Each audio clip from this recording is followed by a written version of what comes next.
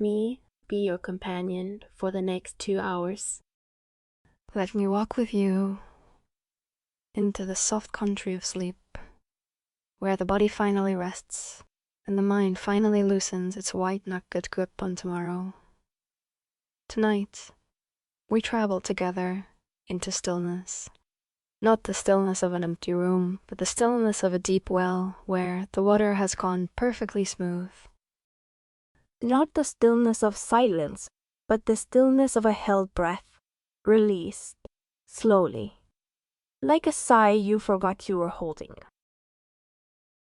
My name is Rose, and I am here to tell you a story, or rather, to unfold one, gently, the way you would unfold an old letter you found in a drawer, smoothing the creases, reading slowly because you already know the ending will matter. This is a story about a woman named Lara who lived in a small house at the edge of a town that no longer exists on any map.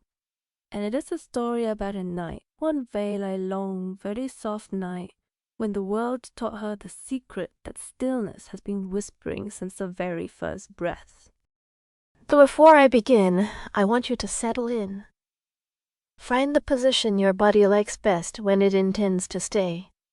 Let your hands rest somewhere soft, on your chest perhaps, or on the blanket folded beside you. Feel the weight of your own body sinking into whatever supports you. Notice, just for a moment, the places where you are touching something. The small of your back, the heels of your feet, the curve of your skull against the pillow. These are the honest, simple facts of being here. You are held. You are warm. You are safe enough to listen. So close your eyes now, if you wish, or keep the mouth closed. Either is fine. The story will not mind. I am Rose, and I host Bedtime Sleep Stories for Grownups on the HustleStudios Network. Every week or two, I bring you a long, slow tale. Sometimes gentle, sometimes strange, always dreamlike, designed for the deep hours. Stories like this one are not meant to be remembered in detail when you wake. They are meant to be the river that carries you downstream. They are meant to be the soft flow underneath your falling thoughts. Tonight's episode is part of our theme rotation, The Art of Stillness. We're spending this season exploring what happens when we stop trying, stop striving, stop moving forward for just a little while. What arrives in the gap, what grows in the quiet, what is revealed when we finally allow ourselves to be still. The story is longer than most, close to 2 hours, so you can let it unfold all the way down into deep sleep. There are chapters, there are pauses, there are moments when nothing is said for a few seconds, on purpose, so that the silence can do its own work. I will tell you when we arrive at each chapter, and you can drift in and out of listening as your body chooses. When we reach the very end, I will share a short reflection, then some quiet moments to let the story settle. Then I will send you gently on your way to sleep with a soft good night. So, breathe. Unclench your jaw. Let your tongue rest against the roof of your mouth. Drop your shoulders 1 inch lower, and let us begin. Before we step into the world of Ilara, I want to acknowledge you, the one who is listening right now, in this exact hour of your own life. I do not know what today asked of you. I do not know if it was heavy or ordinary or somewhere in between. I do not know if you are listening in the dark of a real bedroom or in the dim glow of a desk lamp while you should be sleeping, or with earbuds in while the household finally hushes around you. I do not know if you have been anxious, or sad, or numb, or simply tired in a way that has nothing to do with sleep. But I know this. You are here. You chose, out of all the things you could be doing with this hour, to lie down and let someone else's voice carry you. That is a tender act. That is an act of trust in me, in the story, in yourself, whatever your day was. The choosing of rest is a kind of grace.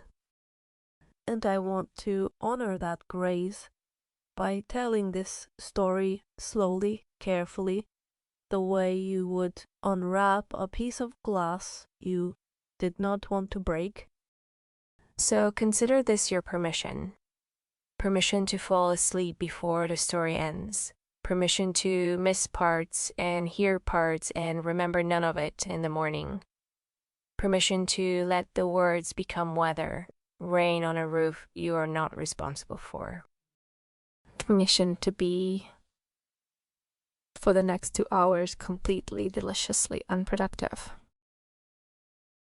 The world will still be there when you wake.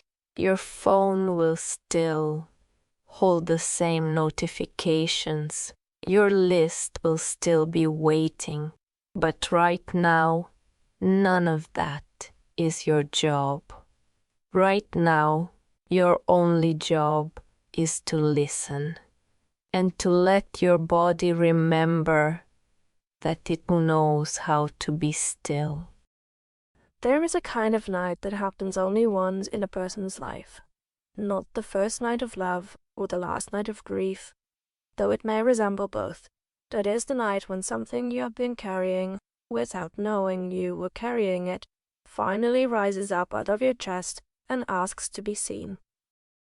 And if you are lucky, if you are very lucky, it happens not in a hospital, not in an airport, not in the middle of a fight, but in a quiet place where the only witness is the dark, and the only voice is your own. For Lara, that night was the night the lighthouse stopped working. Lara was 19 the summer she first understood that her father was lonely. She had grown up in his house the way a child grows up in the forest, aware of the trees, accustomed to their presence, never quite realizing how much space they took up until one of them fell. Her father, Soren, was the keeper of the Marrowstone Lighthouse, a tall white cylinder on the southernmost point of a long, low island that belonged to no country she could name on a map. The lighthouse had been in their family for 3 generations.